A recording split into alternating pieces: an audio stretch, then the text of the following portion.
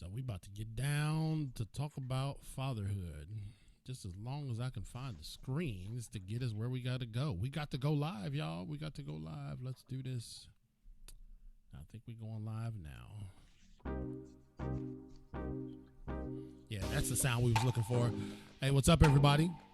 C.L. King and my man over there to the other side, brother Mike Black, here in the house. And we're here at Impact Life 24/7, our international podcast, which can be heard in 66% of all states in the U.S. Man, I'm just blown away. Mike, remember when we first started, brother? Yes. Well, Blooper. What you say? Bloopers reel, straight We'd up. like to forget it, wouldn't we?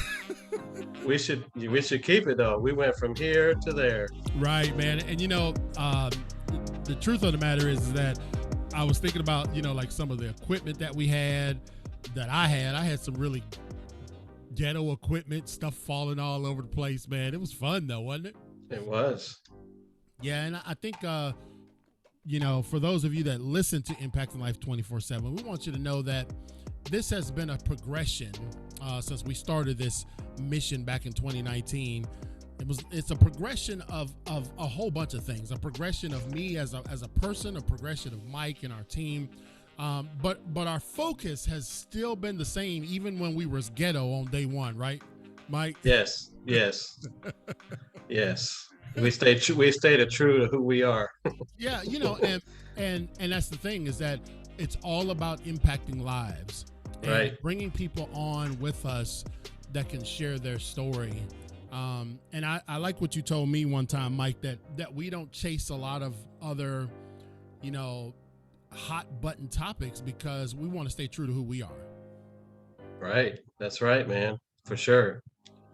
I mean, I've heard comments that, the show is just so refreshing and it lifts people up. So we impact life, not just the people that come on, tell us how they impact life. We're impacting other people's lives and lifting people up, motivating them and spurring them on, Yeah. So, yep. I think really when you can hone in on, now look, I just found out in 2020 that you don't say niche anymore. The word is niche. Niche. Yeah, I've been saying niche my whole life, man. Who do you say niche or do you say niche? I don't say that. I don't say that. I can't think of any time that I would say that. I do say a lot of funny stuff, but not that. Mike says I don't say that word. No, okay. So like if you like whatever your niche is, you see that's why you say your niche, like whatever your gifting is or your right. Group. I think another word I use for it, but I can't remember it right now. Yeah, but they came out and said that niche is not the right pronunciation of it. It's niche. Wow. But it just doesn't sound. It doesn't sound as pointed. Like this is my niche, or I say this is my niche. You know what I mean? Right. That's like having leather gloves and crocheted gloves, Right. It sounds kind of weird. It really does. I know what your mind was thinking. So I know. And ladies and gentlemen, thank you again for tuning in to a special broadcast with my friend, my co-host, Mr. Mike Black. Of course, the VP is at the 500-yard line, keeping us straight, and the VP is Greg Smith. And I cannot. Greg says no N-words. It's niche, brother. What are you talking about, Greg? Oh, when I think about what we're trying to do and what we're efforting to do, I really do step back and say, wow, man, God has given us this platform to really shape and change the world, man. Like those girls, remember those young ladies we had on the other night, the two twins. What a story, man. And it will help us tonight. I was thinking about a lot about them as I was preparing for today. But fatherhood is what our topic is tonight, ladies and gentlemen. And again, you're listening to Impact Life 24/7. You're watching it live and, of course, on 20 different other platforms. Even if you say, Alexa, did you know that, Black? I didn't know that. If you say, Alexa, play Impacting Life 24/7. Wow. They're going to start playing it. Wow. So, Alexa, play Mike and Chris. No. You got to have the right title, bro. Just saying. I Right, know, but but you're right.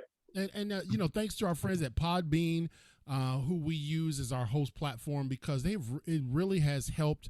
But I also think that not just that, but our collaborations with other podcasters and affiliates have really helped. Our sponsors who help sponsor the show have, I mean, you're one of the sponsors. All of Yes, that sir. has really just grown into this organism of impact, man, and I'm blessed to have it. So when we talk about fatherhood, Mike, you and I said the other day that we celebrated Father's Day, and I just felt like, for me, that Father's Day is kind of a muted, celebratory, cursory, obligatory thing on the calendar, right? You It know, is very much so, and it's kind of like almost like how dads are treated at Christmas, right, because you get some socks, some underwear, right, a gift card, $5 gift card to Starbucks. It's like, yeah, really? right. What? I bought you a PS4 or a brand new laptop, and it's When just when our kids same give type of us deal. when our kids give us a card, we better not dare open it slow and hope something falls out. But my kids got me this time, bro. Right. They got me a card and they put $7 in it. Wow. Well, they said, "Oh, there's significance. It's seven. It's of your 7 kids." And I said, "Okay, I'm gonna start hooking y'all up like that. I'm gonna put $1 in there for y'all. This is for you. That's $1 there and $1 there. Wow. We laugh about it, Mm. but truth of the matter is, when you go to the restaurant on Mother's Day, what's going to be the wait? Yeah, it's out down the street, Right, right, and everybody's dressed up, and right. cousin Ray Ray and Aunt Purple suit. Pookie's over the purple suits, and Tito and Tony and our mom and all them. It's like, oh Yeah, my lord, yeah. But you but know. but with Father's Day, you can walk right. You can walk. You can Father's walk. Day, you walk right in there and you hear wah wah wah. Like, oh my I, stars, I man. walk up to the thing like, on Father's Day. Yes. How long is the wait? Oh, sorry, sir. There is no wait. Right, exactly. Or can we get a discount for what, sir? Yeah. It's For Father's what? Day. It's Father's Day. Oh, we don't have those kind of Get back discounts. there and wash those dishes. Come back on Mother's Day, loser. It's like, oh my gosh. You know what I'm saying? Come on, Yeah. man. Hey, we'll give you our Mother's Day coupon for you to use on Father's Day. Yeah, no doubt, man. Oh Mm-mm-mm. man, Greg says this was his best Father's Day ever. 3 vintage shirts, a Fitbit, and a junk trunk. No money. Man, Greg got a Fitbit. Greg, are you getting back into exercise? You should just come on camera with us. Greg loves to hide. I say hi, but Greg loves to lay behind the scenes. But Right. Greg is the man. That brother is a forensics brother. And so yeah, I would love for y'all to see more of him. He said Pookie and them too. Katrina said Pookie and them came for Mother's Day, but you can't get Pookie to show up for Father's Day. No, for sure. Pookie waiting on his he waiting on his check cashing account to reconcile before he can get back out and get some more money. No doubt, man. Sorry, No doubt. Dad, can't give you no love, buddy. No doubt, man. So Mm. so you know we I wanted to take this night and this show to do it with a friend and spend some time talking about fatherhood. Mike, we always talk before the show. Hey, how are we going to dress? Appearance is important because we do a live show for those of you listening on Impacting Life 24/7. And so a lot of nights I dress business casual. Even sometimes I wear a bow tie. Mike asked me tonight, was I wearing a bow tie or a hoodie? Because you never know. We keep it fresh.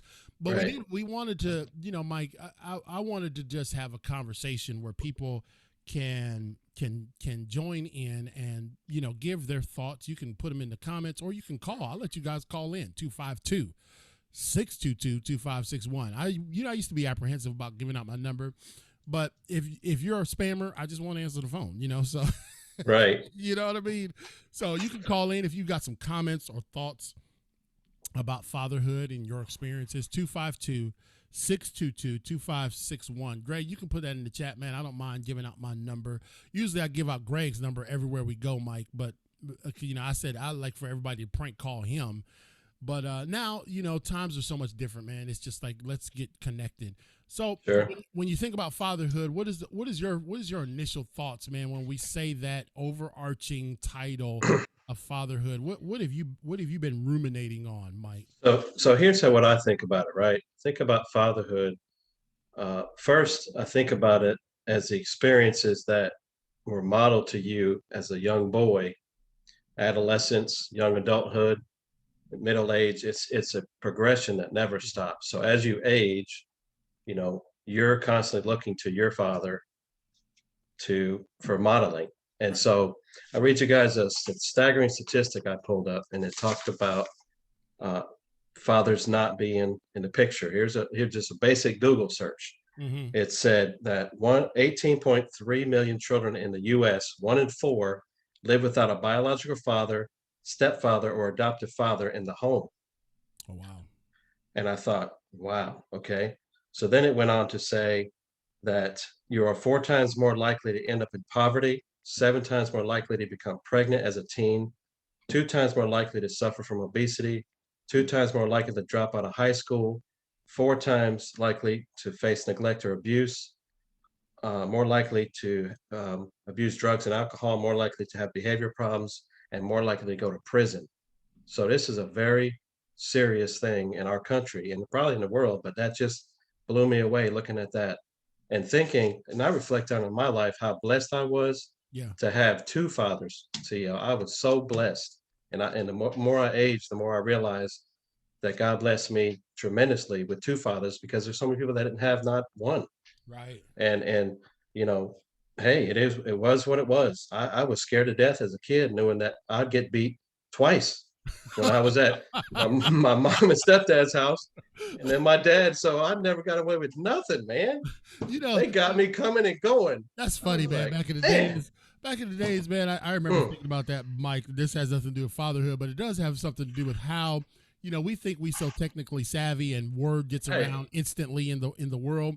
But man, if right. you cut up at Miss Rachel's house down the street, Mm, by the time I got home, somehow she got word that Chris was down here cutting up. And man, I'm just like, man, they ain't got no cell phones, no fax machines, no Twitter, no nothing. But man, that word could get out. And yeah, you're right. You get beat at stepdad's house and dad's house. Here's one thing that I recognize in the cases and the statistics, because I'm a statistical analysis yes, sir. genius. One of the things that I recognize is that stats don't lie.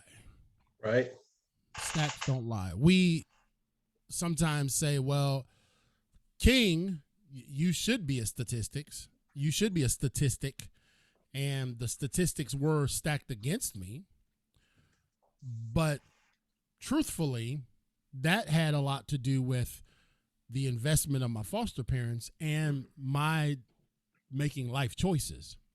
right, But when you look at when you look at the statistic that says remove this element out of a young person's life, right, remove this foundational piece right. out of a young person's life.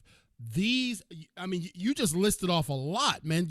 Let's hear those again, man, just for our All right, audience and for those that will tune in a little bit sure. later, because you listed off a bunch. Let's look at each one. Go ahead. Sure. So it's off a basic Google search, fatherhood.org, some staggering statistics. 18.3 million children in the US, 1 in 4, live without a biological father, stepfather, or adoptive father in the home. Stop. Okay, so right there, 1/4 of all. What was the age group? Is it It all? didn't, yeah, it didn't Okay. give age group. It Okay. just So said that yeah, 18.3 million children in 18. the Okay. US, So one all. out of one out of four. Right, at 1 out of 4, a quarter of all kids in the U.S., over 18 million of them. Here's where they start. If they Right. if they do not have a Yeah. father in the home, No father figure, father, stepfather, or adoptive parent. So there's no stepfather, male adopted. in the home. There's no male presence in the home. Now, let me just put this disclaimer out there. Okay, this is not a you need men in your life. For everyone thinking that, don't go down that road with us. Okay, we're not. That's not what we're talking about. Okay, we're talking about obviously it took two to create you. So we wanted to focus on us being dads. We wanted to focus on the component that we are familiar with. I'm just thankful for moms, but I know what my role is. So when you talk about 1/4 of all kids in the US, they're starting at the gate without a man in the home. What's the next?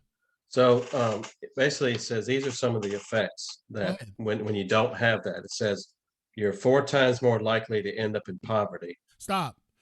4 times more likely to end up in poverty because when we looked at the starting gate, there's not a father, a stepfather, adopted father, not in the home. You're Right. 4 times more likely to wind up in poverty. Go on.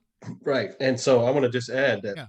to your point, it doesn't mean that all those moms out there that are holding it down and playing Right. two roles, it doesn't take away from them at all. Right. That's not the point. It's just showing a cause and effect. When you don't have a man in the house, father figure to mentor, to lead and guide, it has a negative effect. And it says the next one says 7 times more likely to become pregnant as a teen. Right. And you know what? Mm, Listen, I don't know who's out there on the highway with pom poms saying, "Yeah, we need more teen moms out here, or we need more teen dads out here." That's I don't think that's you can have whatever philosophy you want, but on this show, I'm gonna kind of give you what my opinion is. I think that's not a good thing. I don't right, think kids need to be trying to figure out if they're going to be a cheerleader or they got to find a babysitter for their child. You follow right, what I'm saying? And right, so part of what precipitates that though is we started again. 18 million kids around the US don't have a male father figure in the home. And so one is poverty, the next is an increase in teen pregnancy. What else? it says you're 2 times more likely to suffer from obesity. Yeah, because dad ain't saying get up off that couch. You better get out that refrigerator. You know what I'm saying? You know about No, you just ate dinner. Stop drinking all the milk. stop drinking all the Kool-Aid. Do they still drink Kool-Aid, man? I know. I hope Remember not, man. the I you think remember 18.3 million kids have diabetes because of Kool-Aid. what we did? You know what we Kool-Aid did? was so We took bad, man. we took. What were we thinking, man? We You know took how many cavities and oh my diabetes, goodness, bro. future cavities and diabetes and dental work you had to have? Because we What we had do? 2 cups of sugar for a gallon of Kool-Aid. 2 cups of sugar. Holy You two know cups, all King. the the little the Kool-Aid guy on there. But we always said we didn't have the name brand stuff, so we didn't have no guy on our packets. We had Flavor Aid, homie. That's the Kool-Aid floor droppings, and they sweep it up and put it in the Flavor Aid. And I was like, Mom, it's only 3 more cents. She's like, put it back. I'm like, okay. So then Well, at least I got to go to my dad's house. And I'm gonna get some Kool-Aid over here. it was some Kool-Aid. It's funny because you tear that Uh, package off and you put it in there, and all that is just for the coloring. Really, you're getting all the rest of it from the sugar, the 2 pounds Pretty of much, sugar that you put right. in there. At least on the Kool-Aid pack, you had the points, and you could save up for like a Mountain Dew shirt for 14,000 points. Like, how much Kool-Aid you have to buy to get a 14,000 Kool-Aid points? You can put them in an envelope. Okay, I'm just saying. No, you're good, brother. Because I'm thinking about when we had all 6 of the 7 kids living with us. Right, It was times was tight. It was tight. I right, haven't always been a multi, comma income earner, right? right. Well, we've always, even to this day, bought the off-brand cereal. All to Okay, this day, like instead of Fruit Loops, you get the big bag of Fruit Rings, or right. instead of Frosted Flakes, it's frosted, wafers or whatever. You know what I mean? And now, I tried to buy the kids for a season. I tried to buy them like the name brand stuff. They won't Oh, eat it. wow. Wow. Their palates have gotten used to the Good job. off-brand, to the Flavor Aid version of cereal. Nice. Good job, man. That's awesome. So anyway, we talked about obesity, and that's important because dads are the consummate coach. You know what I mean? And Right. sometimes it's the first coach that their kids see in their life. What are some other statistics? You got any more? Yeah, it's a few more. It says another hit of it says 2 more times likely to drop out of high school, more likely to face neglect or abuse, and more likely to abuse drugs and alcohol. Right. And when you look, when you tailor it back, and this is why, when we're talking about what we see going on in society, Mike, Right. and then, it's like, well, it's this type of violence, it's this type of location. And I'm like, yeah, okay. So I was raised in the hood. I mean, it don't get no more hood than what I was raised in. You was down there in Miami, but okay. So what's the difference? And it's already gonna be hard, Right. but you get a fighting chance Sure. True. when there's a father around. And no doubt, and to kind of pivot on that, there's hoods in every state, every city, Right. but just the mere removal or non-existence of a father, it has such an impact, and you know, it's you know, it's a miracle, Chris, like yourself and people we know in circles we have that they overcome those odds without a father in the picture, and like those two girls you had on, I mean, that's a miracle of God that that He works it out, and Yeah. people are not they're not doomed, but it's just giving like, hey, this is a no kidding assessment of what effects not having a dad can have. Right. So, You think about a track star. It doesn't mean that the track star can't win, right, but they definitely are not starting at the same line with those that have a home intact or have a right, father in the home. You can right. be Hussein Bolt and start back 10 feet from the rest of the pack and still come back and win. But I'm just going to tell you, it's going to be harder, It's gonna be that much and harder, right? it's going to be a greater challenge. And Yes, this sir. this is this is why. Listen, I I, I know that being a father, I have made some colossal mistakes. Have you? Oh my goodness. I can think of a funny story when I got upset and Livia was doing something and I gave her a spanking or something. Of course, that's taboo nowadays, but Right. I was very upset, and I remember Camille telling me, "You're crazy," and I was like, and I know I way overreacted, and anyways, so um, yeah, I mean, I've made a lot of mistakes, and you learn from them. And one thing when you're a parent, when you start out, it's like there's no handbook, right? So Right. you don't really know what you're doing. And it's like one day, I like it to one day, you're single, it's all about you, and then bam, you have a child that you're responsible for. It's like the magic of life just instantly changes where you're like, holy crap, I'm responsible for this living person and I Right. need to I need to step up, and um, so it's it gets real quick, but then the stages of development, you know, parenting, mentoring, doing things, you're working all the time. I mean, it goes on and on, man. And Well, I struggle with one. So you had seven. I mean, yeah. people had other kids. I don't. I look up to people like that because I Well, struggle with one kid. the So thing about it is when you talk about looking back, here we are. We're cresting the hill of our 40s, ladies and gentlemen. We're going over into the land of darkness. When you get into, I guess, when you get into your 50s, it's just like there's no hope anymore. right, But when I talk about, I made some colossal mistakes as a father. You're right. And I'm not talking about life and death mistakes, but realizing, especially having the lady that comes on our show who does pumped up parenting. She really kind of illuminated me to some things that, man, I wish I could get back.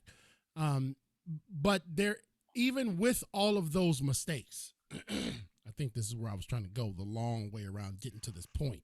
right. Even with all of those mistakes, being in their lives was still far better than being extracted. Oh Agree? yeah. Oh yeah. I agree 100%.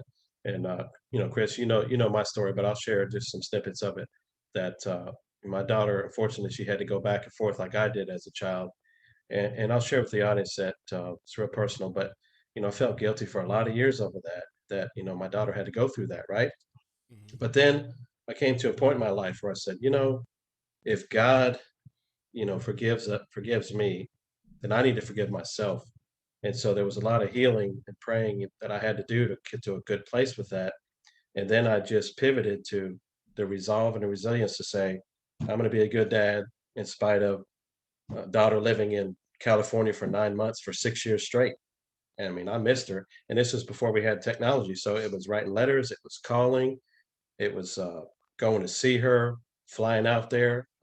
Many adventures of flying. You know, you were telling me all the adventures of flying. That's where all that started, flying across the country and different adventures with flying and with Olivia. Yeah. And so, yeah, I mean, but, you know, I stuck to it. Yeah, I made it work. I overcame many obstacles. And, you know, I was present as much as I could possibly be. And I was involved as much as I could possibly be. And, you know, it was worth it, you know. And there's so many fathers out there. What touches me, there's so many fathers out there that they let their circumstance dictate their choices as to be that active father. You Right. know, let's be real. You know, situations, relationships are difficult. A lot of people just say, "Up, I throw my hands up, I give up."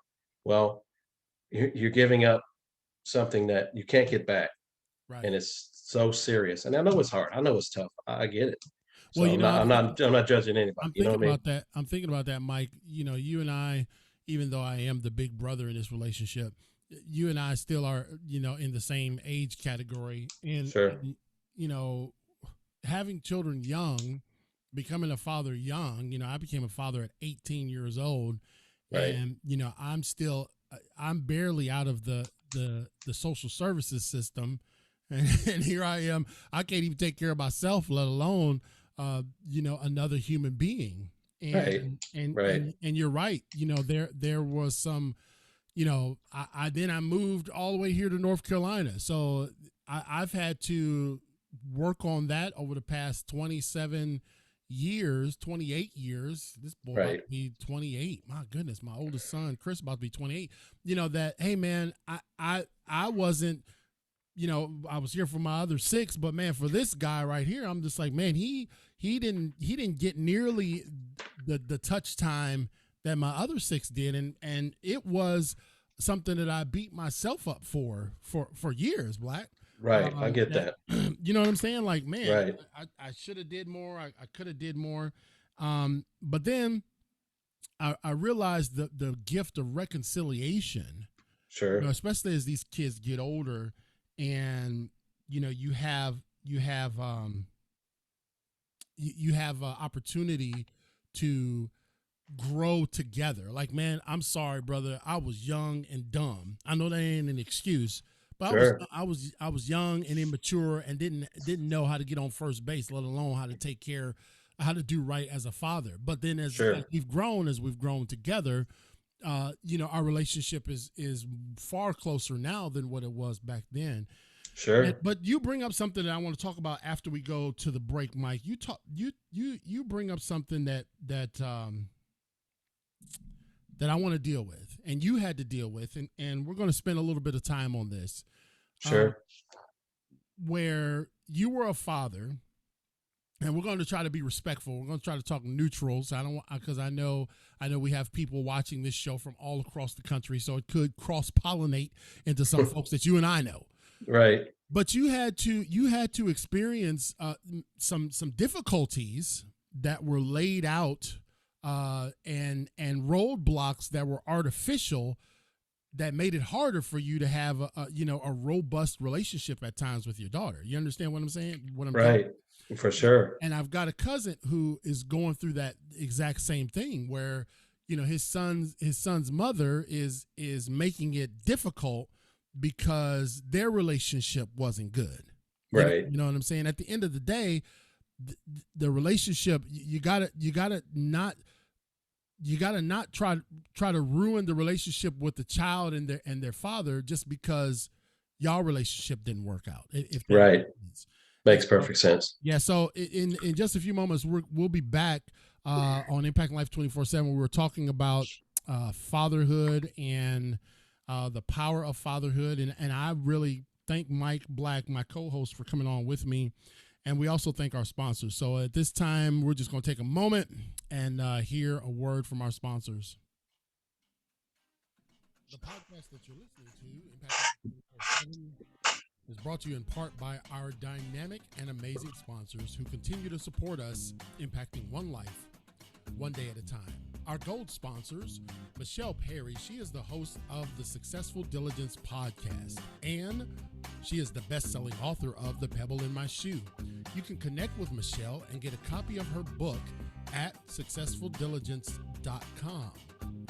Paula Cousson has dedicated her life to volunteering in community youth programs such as the Young Marines. Paula believes that the greatest asset each young person can have is at least one caring adult in their life. Our platinum sponsors are Mr. Greg Smith. He is the author of 100 Simple Ways How to Manage a Property and Evidence Room. Get your copy today of his new released book by reaching out to Gregory Smith on Facebook or email him at smithg1963@yahoo.com.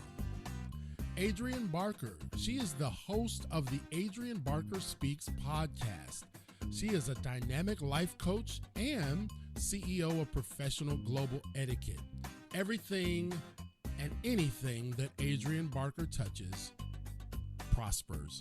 Please connect with her at professionalglobaletiquette.com. Mr. Mike Black from New Bern, North Carolina, helps men throughout Eastern Carolina lead a faith-filled life.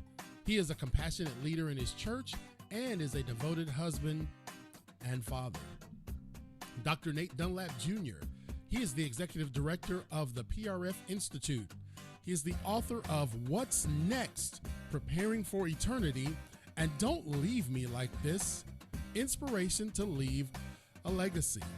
As a 501c3 nonprofit organization, the PRF Institute is blessed to be that premier stewardship-based teaching ministry that truly responds to the needs of families and communities around the country.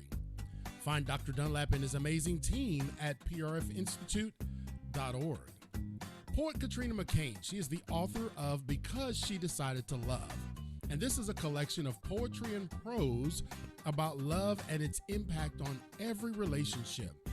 This raw and uncut poetry book addresses the themes of how we experience love through many different circumstances, such as loss, hurt, and pain. Because She Decided to Love takes readers through a journey from the sweetest to the most bitter emotions that love evokes. Get your copy today at poetKatrinaMcCain.com. Dr. Skip Mondragon II. He is a 26-year Army veteran, National Veterans Wrestling Champion, and a dynamic speaker. He is the author of Wrestling Depression is Not for Wimps. Lessons learned from an amateur wrestler's fight to triumph over depression. Contact him at wrestlingisnotforwimps.com. The Underdog Ninja Foundation. This was founded by Javi and Jessica Madrigal in 2020. They're a husband and wife team that have been battling and overcoming heart disease for 18 years. Their personal story and experiences have led them to follow the calling of empowering, educating, and supporting those fighting heart disease. Contact this amazing couple and team at underdogninja.org. If you would like to become a sponsor of our international podcast, Impacting Life 24/7, which can be heard around the world, simply go to clkingspeaker.com. We love to partner with you.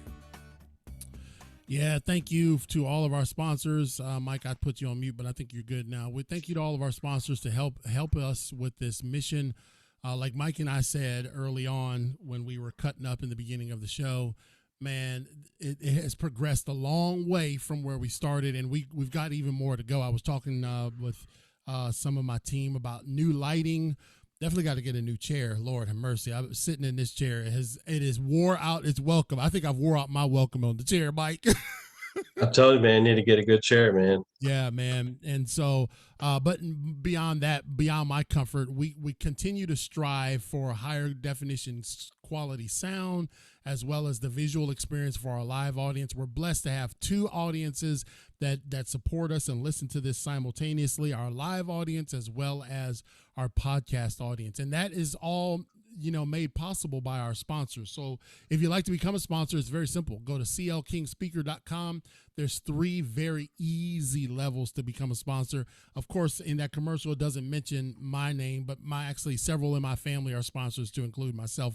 I sponsor on all 3 levels. So we believe in this purpose and this mission, and that is to impact one life one day at a time. Before we went to the break, we were talking about, Mike, your relationship in a long distance relationship with your daughter, because she was in California.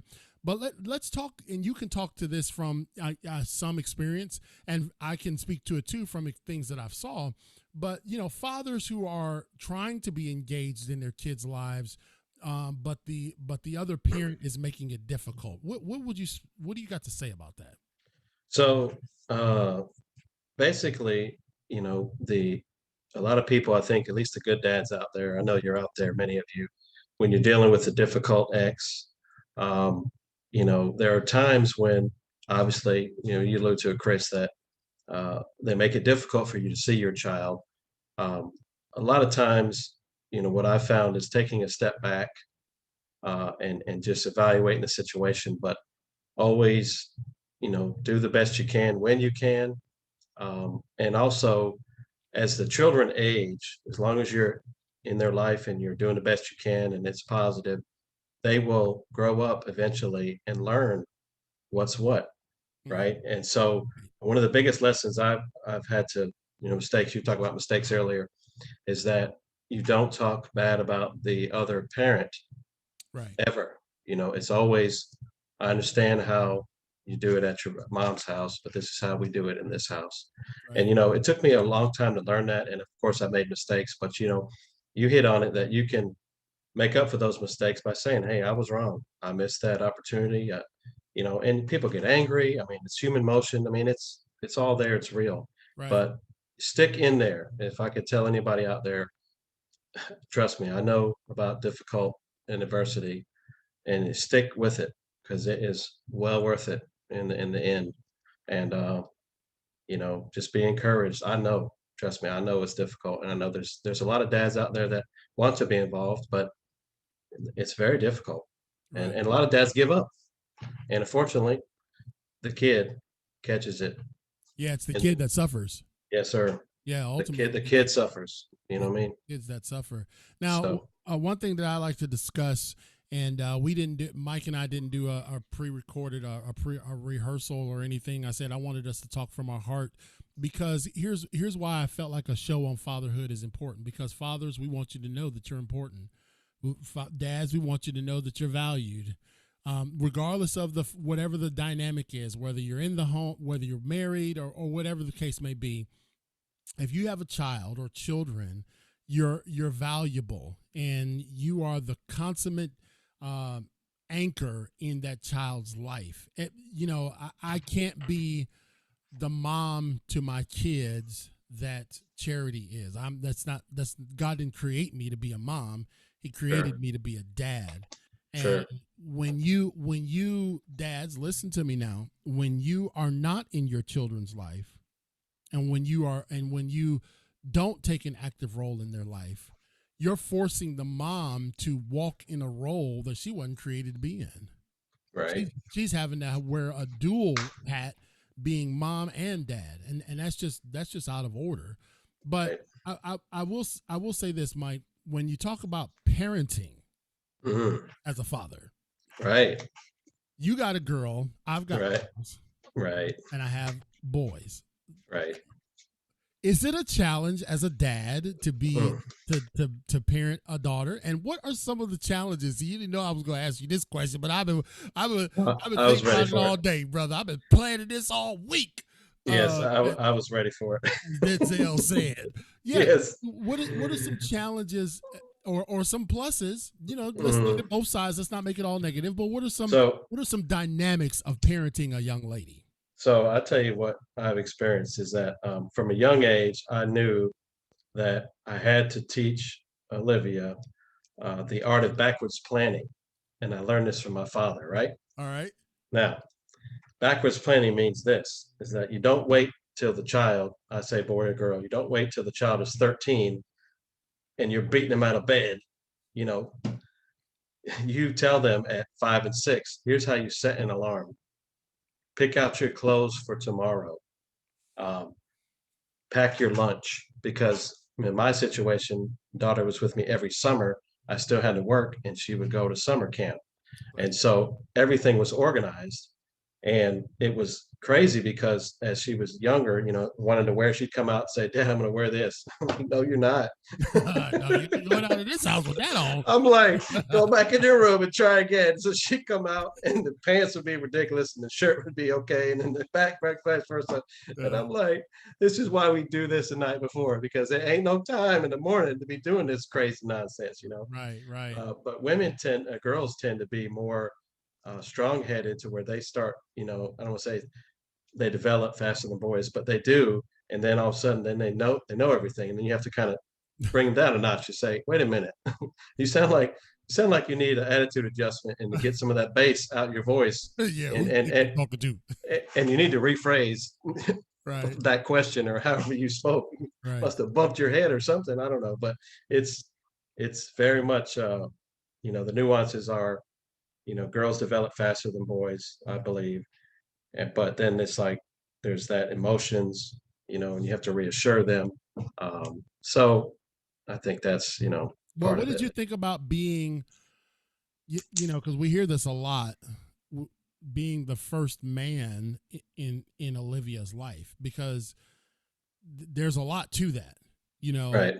like, are they going to, do you want them to pick a man like you? I would hope, minus all my flaws, okay, put them up on the wall so y'all can all see them, all Sure. James' flaws. Sure. Minus all that, I would hope that my daughters saw some qualities in me that they would have as a measurement for Sure. the man that they picked. Did you feel that weight and that responsibility? I mean, I did feel that way, and I think that how I conveyed it to Olivia at a young age was snippets of things that I would tell her, Mm-hmm. like on a regular. Like I would tell her, guard your heart, don't be in a hurry. If you're gonna have a boyfriend, have about 4 or 5 of them. Don't get serious. I mean, seriously, I wanted you to have. I had 5 or 6 girlfriends when I was young. Why couldn't she have 5 or 6 boyfriends? Just don't be serious, right? Right. And then I would also tell her, you know, make sure you're looking for a man that works, that is, going to take care of you, that is, serious, and what I'm saying. So I would always kind of whisper those things and tell her those things, and the frequency would be like, you know, trying to get to her to open up, say, I like so and so. Or I would tell her, I see you hanging out with so and so. Y'all just friends or whatever. Oh, yeah, Dad, we're just friends. Okay, that's cool. And I don't want to say I never made a big deal out of it, but I didn't. I don't think I didn't make a big deal of it. I just tried to communicate and talk with her about it, you know. Um, so I didn't make it an issue. I made it more like comfortable to where she could talk to me about these things. And I always wanted to have that where she felt she could tell me things and Right. not, oh, I don't want to tell Dad. He's going to be mad. He's going to fly off the handle and flip out. Right. No, I just, and I wasn't perfect. I'm not saying I was, but that's Right. that's kind of how I approached it. I just really tried to be really low key and nonchalant, you know. As a father, I echo what you're saying. As a father, I've had the privilege of parenting boys and girls. My wife asked me the other day. She asked me the other day which gender is easier to parent. Sure. What do you think I said? Girls. No, No? no, Okay. no, no, no, no, no, no. It was, It was boys are boys. easy because boys are just, boys are kind of black and white. You know what I mean? Okay. They're All right. not a lot of emotions. Right. And my daughters helped me to understand, that I couldn't approach them. And you got two genders living in the house. I couldn't approach my daughters like I approached my sons. Mm-hmm. You know what I mean? Because if and I'm not even like this anymore. Greg used to call me Joe Jackson because I just I wanted my kids to succeed. I wanted to push them a little bit, and he called me Joe Jackson. But I'm not that anymore. It But sounds funny when he says it, by the way. yeah, I And I know. wish he would have given me like an example Oh of man, how you were Joe Jackson on your kids. yeah. Well, when especially when it comes to music, because all of them are musically talented. Sure, And sure. so I was I was just like, man, let's practice more. We was performing all over the place, and Hmm. so he was calling me Joe Jackson. We just didn't make Joe Jackson money. um Mm, Greg says daughters are more fun to parent, it appears. mm, Well, here's what I'm saying. It's two different dynamics. You know what I'm saying? Because you're not necessarily showing the finish line to your daughters. What I mean by that is the hope is that you're preparing them to be somebody's wife. You know what I'm right, saying? You're right, preparing them. You're showing them love, and you're nurturing them, and you're showing them what a relationship is. The father is the first relationship in the daughter's life, but right, the boys are a little different. The boys are like, we're conquest driven, and the finish line is there. You know what I mean? Like, okay, everybody is already before they finish, playing the ruffles and flourishes or whatever they play at the graduation when the kids walk out. right. Dads is already looking at the boys like, okay, so you signed up with the recruiter yet? You at the college? You punching the clock? What are you doing? You know what Yeah, I mean? like, what's your plan, homie? Yeah, What you what's your finna do? plan? I done broke your plate. You ain't got no place to eat no more. So what you got? You broke the kid's plate, man. I mean, dadgum, the kid can't even eat a sandwich, Brother man. can't eat a sandwich unless you go kick it into the kitty for me to get you another one. So You really so are Joe Jackson, man. That's just cold, man. I'm The kid can't teasing. have a sandwich. I know. But I'm saying is that that has been my thought process. But I Sure, realized that I had to also, as dad, teach my daughters about the finish line too. sure, In other sure, words, if you broke down on the side of the road, I want you to know that, hey, check the water, check this, check that, check the tire pressure. I want you to be able to know that sure, so that you can take care of yourself. I don't want them to say, well, sure. I don't need no man. That's not the point. That's not the But point, right? I do want you to be able to stand up on your own 2 feet. And Sure, so it's a different dynamic. I think sure. it's the best way for me to describe it. You see it that way? Yeah, I do, but I'd like to throw a wrench on it and kind of add to what you were saying. Is that when you have uh, a child that doesn't have no siblings, so you have that one, that dynamic is Mm, that I feel like that.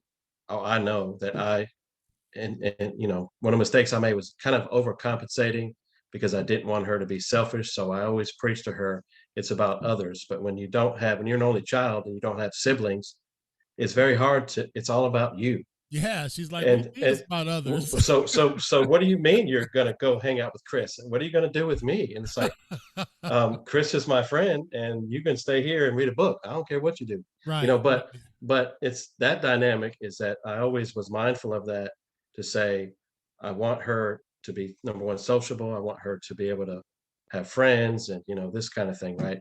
right. Um, and one big thing I did that I think really impacted her. Don't judge when I say this, people out there. So my daughter didn't have a TV in her room her whole childhood. She did not have a TV in her room. Hmm. And so that was intentional. Wife and I talked about that with all this garbage on TV, we Hmm. knew she was going to watch it outside the home and get a bunch of it anyways. But, she read in her room, she wrote, she did her homework, so from an early age, it was consistent. Right. And she was an honor student and did really well in school. I mean, college, so I think that paid dividends. But yeah, no TV and in her room. Now she watched TV in the living room, so I Right. wasn't like a total crazy person. But when you're only child, it is different. That's a different dynamic than when you have Whew. siblings. So Yeah, you and brought up they write books about that. The oldest child, the middle child, the youngest child. They write books on that stuff you too. you So made you brought up a good point there, man. I forgot Olivia, ladies and gentlemen, is super sweet. She in fact, I've used some of her work. She's got a little side hustle she does from time to time, photography. She's a sweet young lady. And Mike, let me just tell you, in front of the whole entire galaxy, brother, you did a great job with that young lady. She's in the army now. She's yes, down there in sir. Alaska, right? Yes, sir. She Yeah. says we're the lower 48, how they say it. Yeah. And that's so that doesn't make you the upper one. How do you say it? I, We're reverse. I don't I know. don't know, man, But but she's way up there. She said it was like -30 when she showed up over there. I'm like, oh Lordy. -30. She Wow. said it was cold. So Yeah. Greg says we followed the school bus for 3 days, then decided to just drive her to school every day. Because Greg has an only child too. Greg's daughter's the Oh, only daughter, so right. yeah, and you and Greg have similar demeanors. Y'all are calm and chill. I'm more like, I guess, Joe Jackson. I don't know what I kind of was. Veins popping out of your neck. When you say that, I'm like, I've seen that. And I'm like, it's not a Jump, pretty look, not a pretty look for me. jumping off Veins foot. stage, hair on And fire. I'm like, yo, man, why are you so mad? What can we do to resolve this? Yeah, right. Now, when we talk about preparing our kids, which is an important element of fatherhood, I think what I've tried to tell my sons, I've tried to use typology. Typology is important. It helps you to maybe get the point across. Jesus used parables, so I Right. use a lot of that when I'm talking to my sons. I've always talked to them, and you was at Chris's graduation, so you saw the blanket that I got him with the lion, Right. and the lion cub, and I've always told him that, listen, son, there will come a day when you have to leave the lion pride as a Right. male. As a Right. male. Now, in nature, the reason why is because the male cub turns and he starts getting the fur around his collars, and he's supposed to be in charge of his own pride. Right. You see, so he begins to challenge the authority of the dad only because it's in his nature to be a leader. Sure. You see what I'm saying? And Right. so I've tried to use the other point of the lion pride with my daughters, that, listen, the men think they so bad, they the king of the jungle, but it's the women that go out and hunt and kill it and bring it back. So we don't need no, we don't look, y'all better step up, because you see that dead carcass over there, it's because of us. And, Right. and that typology is that, listen, man, we're loaned these children, Mike. We're loaned these human beings, brother, for a Sure. short amount of time. Sure. As fathers, Right. important what you just said. You're a very analytical teacher, but don't you think that it's important that fathers teach, because you're a teacher in your Right. child's life? Do you agree? Oh, 100%. You are their first teacher, and you model, what they should be in life, and they take their cues and they watch you. Believe that. Your children are watching you. Right. They watch you in your good moments, bad moments, vulnerable moments. You can't get one over on these kids, man, and they're so smart. Um, I think about you said something earlier, just touch on for a second about teaching your daughters how to be independent. And one of the things that Olivia said to me that I was just felt so happy and joyful as a dad. She says, Dad, I know that I'm a woman and I want a man and a husband, but I'm independent. And Okay. so I'm so glad I taught her to be independent where she can stand on her own 2 feet, but she knows, the spiritual and the godly realm of it as her role as a woman. Right. It's very much, that's what's up. That's where it's at. I mean, you have to know when you say know your role, if people take it the wrong way, like it's demeaning. It's not demeaning. It's Right. living as God intended you to live and be happy Right. and fulfill and be a fulfilled person. So it's not anything bad at all. So when So so when we think about Father's Day, we have decided that, we may very well just make, around here on Impact Life 24/7, we may just make it Father's Month, because that would they're be awesome. all. I mean, if you look on the calendar in various circles, there's a day or there's a month for everything, and so There I'm just is. like, you know what? I want dads to know that they're important, and Right. I want them to know that they matter, and I wanted to spend time, talking about the necessity of engagement with your offspring and with your children. Married fathers, you're right, Katrina. They're watching everything we do, and if you're married, your boys are going to watch how you treat their mother, Right. and your girls are going to watch how you treat their mother. Right. Right. Definitely. As a dad. So Definitely. we try to make it a policy around here, and it's worked. I mean, I've screamed in the pillow, but we don't do a bunch of yelling and hollering and screaming around here, Sure. because I want them to know that this is the type of household that is, it's a nourishing place. It's a nurturing place. And dad's not going to treat your mom like a doormat, or scream at her, or treat her, talk to her wrong. And don't get a man that's going to do that to you. No doubt. And sons, don't you dare do that to some other lady. Right. And so you said, yeah, it's important that we're their teachers, and we're always modeling. But how was the transition for you, Mike, when you went from, this was probably the hardest thing for me. You went from, pushing them on the swing, you know what I mean, taking them on a bike ride to get ice cream. Yeah. And then there was that shift. Right. Where you wasn't nearly as cool no more. Sure. Right? You were corny, you were bald, Mm-hmm. they were embarrassed of you. Sure. But you still had to be an influencer. How did you make that transition? So, I mean, obviously, because I was, blessed and cursed at the same time. You want to say that I didn't see her for 9 months. It's more or less that transition was easier for me, but also it was, I think her and I, you've seen me and Olivia, we could have not seen each other for 8 months. And if you've seen us together, you would have no clue that we hadn't seen each other that long. So we just kind of picked back up with each other. But I think the transition started happening at 15 or 16. And of course, under North Carolina, you had to do 80 hours of driving with an adult, and so I did a whole 80 hours of driving with her. Oh man. And this child had a heavy foot, and I kept telling her, "What's the speed limit, Olivia? Slow down. What's the speed limit? Slow down." And I remember saying that to her a lot. Of course, she got speeding tickets, whatever. So, we'll parenthetically insert that part too, yeah. Yeah, I mean, yeah, leave the other part out. I was about to say it, but okay. But so I think it was.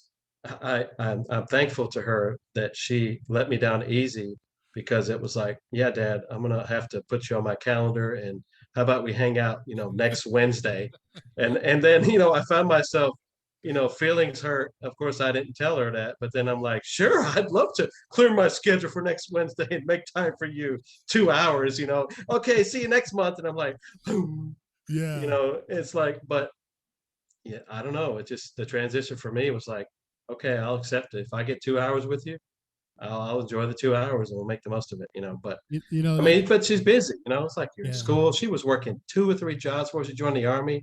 I would see that child like every 2 weeks, maybe. Well, the interesting thing is that I'm just drawing a blank, y'all, and it's not because of unimportance. It's just because my mind is not nearly as sharp as it was years ago. But again, the lady and the guest who I've had, my friend, I just can't think of her name right now. So much for a friend, huh?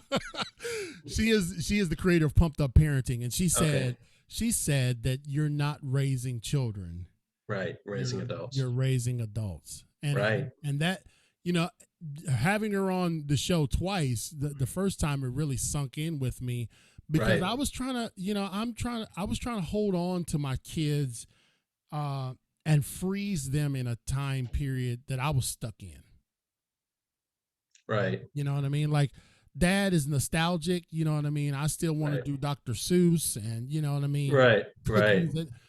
And watching your kids, like, that's not the realm that they're in anymore. Right. Well, she said that. She's like, you're raising an adult. You're right.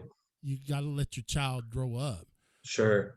And you got to let them make some mistakes. You got to let them experience life. That's a tough one. Greg says here, speeding tickets. Connie went through 4 cars. And the last dealer said, maybe Mr. Smith, she isn't meant to drive. Whoa, man. Yeah, man. Mariah, same way. Mariah's heavy-footed. She was the first kid to get a ticket. She was the first kid to get into a wreck. I'm just like, Mariah lives out loud. You know what I'm saying? No doubt. But again, it's like, okay, these are, and as a father, you say, okay, we dust you off. You learn. I had Mariah pay her speeding ticket. I didn't pay it for her. Right. I want you to feel that. I want you to feel that little pinch. Well, you want to put your pedal to the metal, right? No doubt. I remember the same thing. Olivia got her ticket, And I said, you want me to ride with you to the courthouse so you can pay that ticket? I said, I'm not going to pay that ticket. I wasn't speeding. I said, but I'll go with you for moral support. And when you watch that $125 come out your bank account, Yes, sir. I hope it's painful, because she was working at Little Caesars at the time, and that check was like 128. Oh, So yeah. she had like $3 left, and I was like, And she's like, Dad. So I'm like, yeah. Well, How is it? and Mike, that's an important issue relative to fatherhood, is that Yeah. we're responsible for that balance. Right. Like if I don't want to say that if something, if they got into a really big situation, that I would just be like, well, figure it out for yourself. You're an adult, Right. because I always wanted that growing up as a kid, that I knew that my family would be there for me. It's a difference Right. in being there for them and in giving them a sense of entitlement and enabling bad behavior. Mm-hmm. You know what I'm saying? Right. And so I haven't gotten a speeding ticket since 1998. Really? Yeah. Did you say 1900? Yes, sir. I just wanted to be emphasized. I ain't got a speeding ticket in the 21st century, and my daughter gets the car. Within the first year, she got a. Wow. And you know what she didn't know? She didn't know that as soon as you pop on that radar and they give you that ticket, guess what comes in the mail like 2 or 3 days later? Lawyers. All them lawyers envelopes. Sure. Saying, yeah, we were glad to give you our service. Oh my goodness. And tell the audience, everybody should know about the prayer for judgment. But I remember telling Olivia, the lady was telling her, do you want to do the prayer for judgment? And she goes, if you do that and you get a ticket, but assuming this time the other ones come back. So she's looking at me, I'm like, you the one that got the ticket. What you gonna do? Yeah, prayer for judgment, girl. You better pray on. I think she got another ticket, and then 2 tickets actually went back. I can't remember, but I think that's what happened. And she's like, I shouldn't have done that. I said, you should have got it reduced. 7 points over, pay your little 3 points on your license. Get on with it. Hey, what's up, Augie? Augie is saying hello from Waterloo, Iowa. Man, was that a famous battle there in Waterloo? So Augie, as you guys know, he should be like the show mascot. We should get like a really cool, muscular dude, and that's him. That's Augie. He's a bodybuilder. So we should get like a cartoon figure of him though, and make him the mascot of the show. Augie travels all across the country, keeping the shelves stocked, and we love and appreciate Augie here on Impact Life 24/7. Katrina said, my son had an accident the first day to driving school. Car was completely totaled. Well, my goodness. I'm glad that he's okay, but right. Man, that's one way to start out at driving school. Oh, by the way, Mom, I ain't got nothing to drive. Man, that's something. So fatherhood, ladies and gentlemen, is, I hope that we have presented this palatable. Mike, I'm going to give you got some more your closing thoughts that you want to offer on stuff that you put down. Sure. I mean, it's just a couple little points. Go ahead, man. Yeah. So a couple of points is that another statistic from the Lifeway Research Group, Promise Keepers and Baptist Press, right? And it says when both parents attend a Bible study, specifically Sunday school, 72% of children will attend church. When only fathers attend Sunday school, 55% of children will attend church, and it goes down from there. And so, as a man of faith, I took my daughter to church every time the door was open, and it paid its dividends. And I liken it to say that I'm definitely an imperfect being, flawed to the max, and so teaching her my faith and showing her God's love as the Heavenly Father, it bridges the gap and it makes up for a lot of my obviously shortcomings. But right. I thought that was an interesting statistic that when you take your children to church, there's a good chance that when they get older, they won't turn from it. And I don't know the exact Bible verse, but train up in the way that they no, that's right. That's right. So I feel like that, that's one thing I did well. I took her to church as much as I could, and she always had a church family, and so I know that made an impact. Well, so. And here's the deal, man. Like I said, people can argue with methods, but they cannot argue with results.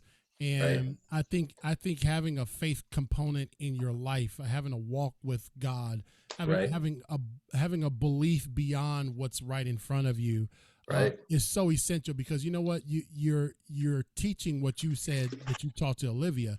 It is about others. Right. It's not just about you, and Right. your dependency is not just exclusively on yourself. You got one more point? Um, no, I mean, I'm Okay, good, man. well, that's good. And Yeah. I really like that you put that in there. We are unapologetic about our faith. We're not dogmatic and make you think you got to believe like we believe or believe like I believe. I believe, ladies and gentlemen, I'm right all the time. But that doesn't mean that you have to believe. That And doesn't mean that you have to believe like me. and I know better. Mike, am I right all the time, brother? Do I think I'm right all the time? Is the question. Of course. And when you're wrong, it's easily correctable. I just want you to know What'd you that. say? When I'm wrong? When you're wrong, it's easily correctable. I'm. Who's wrong? Me or you? No, I said when you're wrong, Oh. it's easily correctable. Well, that's true. So, We got to make up for the chess game that you cheated on when we did live when you was over here. This is how cool Mike is. He came over to hang out with us on Chris's graduation, and the brother was too scared to drive home, so we had to spend the night. And he brought over, as a grown man, he brought over a onesie and a cute little blanket and a pacifier. I was just so cool. I was so happy to see. So the matching onesie that you had, make sure you tell the audience that, you have a matching onesie like I do. And you're never too old to have a sleepover, people. I'm a dad. I like having sleepovers with my buddy, my friend. What's wrong with that? I know my wife and daughters is like, Dad, what's wrong with you? Grown people don't have sleepovers no more. I said, yes, we do, because guess what? I got friends. Now, Yes, listen, we do. I got a small circle of friends, but the friends that I have, they can sleep over. Right. And you gave me the couch, and I had that big old pillow, the one you didn't, yeah. So anyway, we talked about fatherhood, man. To obviously, that's an exhaustive topic, but I do want you to know that all dads out there, you matter, you're important, and if it's been a relationship strain, if there's been a strain in your relationship with your kids, it never is too late. It's never too late. As long as there's breath, there's hope. You got any final thoughts, Black? Yeah, final thoughts, man. All the dads out there, I know so many dads out there that stay the course, do the best you can, and it's well worth it in the end. It's well worth it. So be encouraged, praying for you, love you. Yeah, we love you too. And so that's been a wrap. This is it for me, Mike. This is the end of my work week, which Yes, sir. I don't know if you could necessarily call what I do work. It's passion. I love it. And I'm thankful for you to help me co-host this show. I'm going to turn it over to you one day for you to do the whole thing yourself. And that ought to be a sight. Because when you do a live show, when you got technology involved, it's always going to go bad on the day you got to do it, Wow. So I know that's true. Just so you know, I mean, I remember I had the deputy chief of Charlotte Mecklenburg as a guest on, and I couldn't get the internet to work. I was so embarrassed. Man. I was royally embarrassed. But that's Greg says that's showbiz. We got to keep the show going, and we're approaching 200 episodes on Impacting Life 24/7, Mike. Almost 200 episodes. Amazing. And we look at the analytics, and God has really favored us. And we're just going to continue to make this a safe place for people to come, share their life's impact, share their life story of overcoming adversity. We want people to want to come back. And everyone we invite back, they come back, brother. So I'm glad that we've created this environment, and it's because of friends like you that have helped us. It's also because of all of you listening out there on Impacting Life 24/7 podcast and our live environment. Thank you so much. Thank you, Greg. Thank you, Katrina. Thank you, Danny. And of course, thank you, Mike. We will talk to you guys again on Monday. Hope you have a good night. Bye, everybody. Take care.